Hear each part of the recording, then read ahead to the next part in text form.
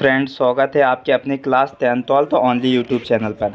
तो आज बात करने वाले हैं प्राचीन भारतीय इतिहास के स्रोत के बारे में। किसके में? स्रोत के बारे में कि जो प्राचीन भारतीय का इतिहास का जो स्रोत किस प्रकार रहा है। और इससे पहले वाली वीडियो में मैंने प्राचीन भारतीय इतिहास के काल के बारे में पढ़ाया है, तो वो वीडियो आप जाकर देख सकते हो। ठीक है, तो चलो वीडियो स्टार्ट करते हैं। अगर आप इस चैनल पर नए हो तो प्लीज़ चैनल को सब्सक्राइब कर लो, बेल आइकन को ऑन कर दो, जिससे कि मैं कोई भी नया वीडियो अपलोड करूं तो सबसे पहले आपके पास पहुंच जाए। तो चलो स्टार्ट करते हैं। तो जो प्राचीन भारतीय इस जो इतिहास के स्रोत में इसे 3 प्रकार से विभाजित किया गया है। कितने प्रकार से? 3 प्रकार से विभाजित किया गया है। जिसमें पहले की बात करें तो पहले में आ जाएगा आपका जो पुरातत्व स्रोत। पहले में क्या है? पुरातात्विक स्रोत है। पहले में पुरातात्विक स्रोत है। पहले में पुरातात्विक स्रोत है और दूसरे में साहित्यक स्रोत है। दूसरे में साहित्यक स्रोत है और तीसरे विदेशी यात्रियों के विवरण की बात की गई है। तो इस प्रकार ये प्राचीन भारतीय इतिहास के स्रोत की बात करें तो इसे 3 प्रकार से विभाजित किया गया है: पुरातात्विक स्रोत, साहित्यक स्रोत और विदेशी यात्रियों के विवरण के बारे में। ठीक है, अब बात करेंगे हम पुरातात्विक स्रोत की। किसकी बात करेंगे? पुरातात्विक स्रोत की बात करेंगे कि पुरातात्विक स्रोत किस प्रकार है। ठीक है, तो पुरातात्विक स्रोत की हम बात करेंगे। जो आपका अपना जो पुरातात्विक स्रोत रहा है भारत का, तो पुरातात्विक स्रोत सबसे पहले ये पूछा जाएगा आपसे कि जो प्राचीन भारतीय इतिहास का स्रोत को 3 प्रकार से विभाजित किया गया है। पहला पुरातात्विक स्रोत और साहित्यक स्रोत और विदेशी यात्रियों के विवरण द्वारा किया गया है। ठीक है, अब जो पहला है आपका पुरातात्विक स्रोत, तो इसकी हम बात करेंगे। ठीक है, तो जो हमारा पुरातात्विक स्रोत है ये प्राचीन भारतीय इतिहास को जानने के लिए पुरातात्विक सामग्रियां और सर्वाधिक प्रमाणित हैं। क्या है? कुछ सामग्रियां हैं और कुछ प्रमाणिक हैं। किसको जानने के लिए? जो प्राचीन भारत के इतिहास का पुरातात्विक स्रोत को जानने के लिए। ठीक है, और जो पुरातात्विक स्रोत है इसे कितने प्रकार से विभाजित किया गया है? 6 प्रकार से विभाजित किया गया है। कैसे विभाजित किया गया? पहला किया गया है अभिलेख में। किसमें? अभिलेख में। दूसरा मुद्रा में। तीसरा स्मारक और जो भवन बनाए गए हैं उनमें। और चौथा मूर्तिकला में और चित्रकला और अवशेष में। इस 6 प्रकार से इसे विभाजित किया गया है। किसको? पुरातात्विक स्रोत को। पुरातात्विक स्रोत में क्या मिलता है?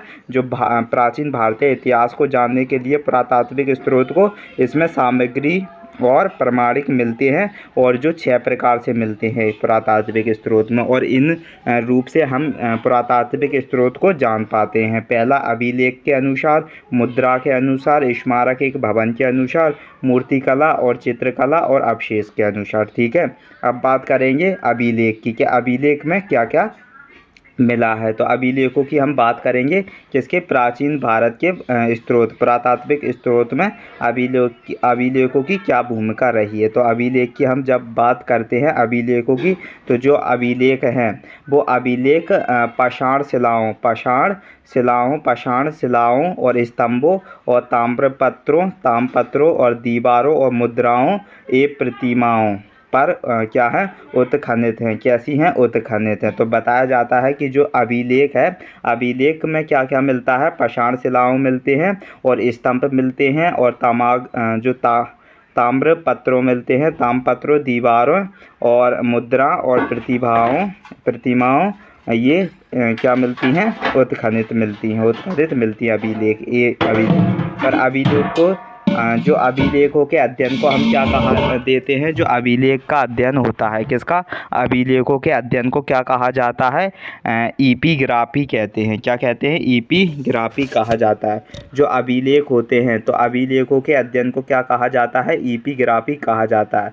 स्टडी ऑफ अभिलेख हो, जब हम अभिलेखों की बोले तो अध्ययन करते हैं तो इसे एपिग्राफी कहा जाता है। ये बहुत इंपॉर्टेंट से आपसे पूछ लिया जाएगा कि जो अभिलेखों के अध्ययन को क्या कहा जाता है? तो एपिग्राफी कहा जाता है। ठीक है, अब बात करेंगे कि जो सर्वाधिक प्राचीन पाठ्य अभिलेख कौन सा है? अशोक के हैं। सबसे जो प्राचीन पाठ्य अभिलेख हैं वो अशोक के हैं। और जो प्राकृतिक भाषा में, किस भाषा में? प्राकृतिक भाषा में सबसे प्राकृतिक भाषा है। तो जो कहा जाता है सबसे प्राचीन अभिलेख किसके मिले हैं, अशोक के मिले हैं। और वो किस भाषा में, कैसी, प्राकृतिक भाषा में। किस भाषा में है, प्राकृतिक भाषा में। किस भाषा में है भाई, प्राकृतिक भाषा में है, ठीक है।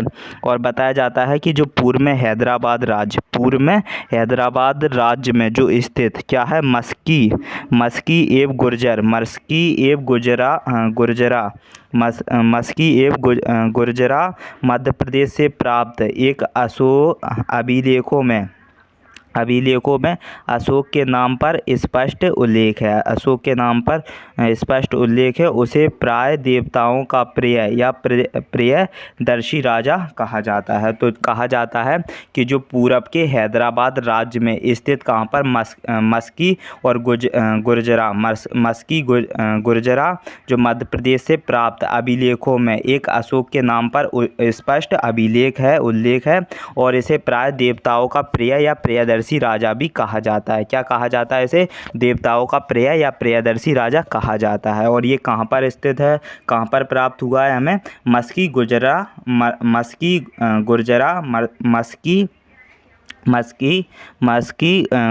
मध्य प्रदेश, मस्की गुर्जरा मध्य प्रदेश में जो अभिलेख में अशोक के नाम पर स्पष्ट है, ठीक है। और बताया जाता है सबसे पुराना अभिलेख कौन सा है, अशोक का मिला है। सबसे पुराना या प्राचीन अभिलेख किसका मिला है, अशोक का मिला है। सबसे पुराना या प्राचीन अभिलेख अशोक का मिला है। कहा जाता है कि अशोक के अधिकांश अभिलेख, अशोक के अधिकांश अभिलेख कैसे, ब्राह्मणी लिपि में है, जो बाएं से दाएं ओर लिखी जाती हैं। जो दाएं से बाएं ओर लिखी जाती है, कौन, ब्राह्मणी लिपि। कौन सी, ब्राह्मणी लिपि कैसी लिखी जाती है, दाएं से बाएं ओर लिखी जाती है। और अशोक के ज़्यादा से ज़्यादा अधिकांश अभिलेख कैसे है, ब्राह्म लिपि में है, ठीक है। और पश्चिमोत्तर प्रांत से प्राप्त उसके जो अभिलेख कौन से, खरोष्टी लिपि में हैं। कहाँ से प्राप्त है, पश्चिमोत्तर प्रांत से जो प्राप्त अभिलेख हैं वो खरोष्टी लिपि में हैं। और जो दाएं से बाएं ओर लिखे जाते हैं, लिखी जाती हैं। तो दाएं से बाएं ओर कौन लिखे जाते हैं, खरोष्टी लिपि। और बाएं से दाईं ओर लिखी जाती है आपकी ब्राह्मणी लिपि, ठीक है। अब बात करेंगे पाकिस्तान और अफ़गानिस्तान। से जो प्राप्त पाकिस्तान और अफ़गानिस्तान से प्राप्त अशोक के शिलालेख में यूनानी एवं आर्मेयिक लिपियों का प्रयोग हुआ है। कहा जाता है जो अशोक के शिलालेख थे कहाँ से प्राप्त हुए थे, पाकिस्तान और अफ़गानिस्तान से, उनमें यूनानी और आर्मेयिक लिपि का प्रयोग हुआ है, ठीक है।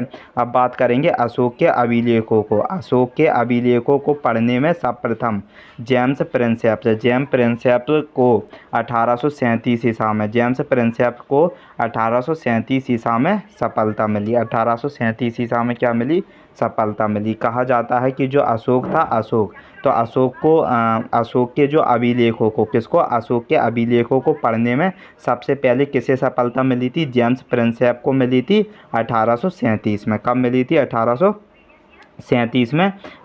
सबसे पहले किसने पढ़ा था, जेम्स प्रिंसेप ने पढ़ा था। किसने पढ़ा था, जेम्स प्रिंसेप ने पढ़ा था। और सर्वप्रथम प्राचीन अभिलेख कौन सा है, 2500 ईसा पूर्व के हड़प्पा कालीन का है, ठीक है। हड़प्पा कालीन है, जो मोहरों पर, जो किस पर था, मोहरों पर भाव चित्रात्मक लिपि में अंकित था। जो मोहरों पर भाव चित्रात्मक लिपि में कैसा था, अंकित था, ठीक है। तो कहा जाता है जो सबसे प्राचीन अभिलेख 2500 ईसा पूर्व के हड़प्पा कालीन का है, जो मोहरों पर भाव चित्रात्मक लिपि में अंकित था, ठीक है। अब कहा जाता है कि जिनका प्रमाणिक पाठ अभी तक असंभव बना हुआ है, जिनका प्रमाणिक जो पाठ है वो अभी तक कैसा बना है, असंभव बना है। अभी तक कैसा है, असंभव है, संभव नहीं हुआ है, अभी भी असंभव बना है। किसका, जो आपका भाव चित्रात्मक लिपि मिली है, मोहरों पर भाव चित्रात्मक लिपि में अंकित है हड़प्पा कालीन में जो अभिलेख, उसका प्रमाणिक पाठ अभी तक कैसा है, असंभव बना हुआ है, ठीक है।